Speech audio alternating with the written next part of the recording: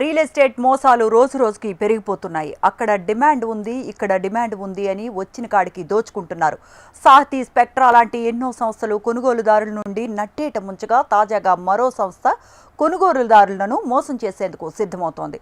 అది ఇలాంటి మోసం కాదు. ఇంతకీ ఆ సంస్థ ఏది, ఎలాంటి మోసాలకు పాల్పడుతోంది? హెచ్ఎంటీవీ గ్రౌండ్ రిపోర్ట్లో చూద్దాం.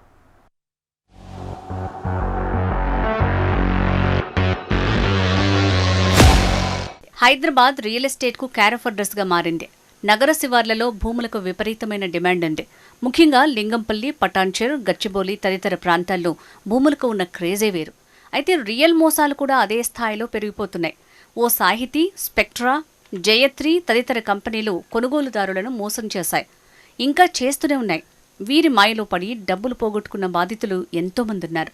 ఇక రియల్ మాఫియాకు ఫోర్త్ సిటీ రూపంలో మోసం చేసేందుకు మరో ఛాన్స్ దొరికినట్టయింది.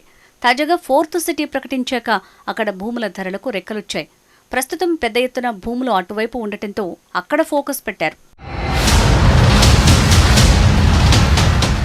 తాజాగా అలాంటి రియల్ ఎస్టేట్ సంస్థ వినియోగదారుల్ని మోసం చేసేందుకు సిద్ధమవుతోంది.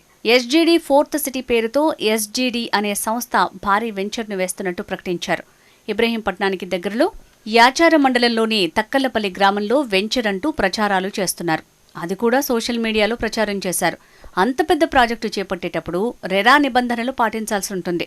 రెరా నిబంధనల ప్రకారం 500 చదరపు మీటర్ల కంటే ఎక్కువ విస్తీర్ణంలో ఉండి 2017 జనవరి 1 తర్వాత చేపట్టే ప్రతి ప్రాజెక్టు ఖచ్చితంగా నిబంధనలు పాటించాల్సిందే. ఎస్జీడీ మాత్రం ఎక్కడా పర్మిషన్లు తీసుకున్న దాఖలాలు లేవు.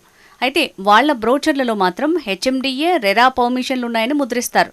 సోషల్ మీడియాలో ముఖ్యంగా ఫేస్బుక్, యూట్యూబ్లలో మాత్రం ఊదరగొడుతున్నారు.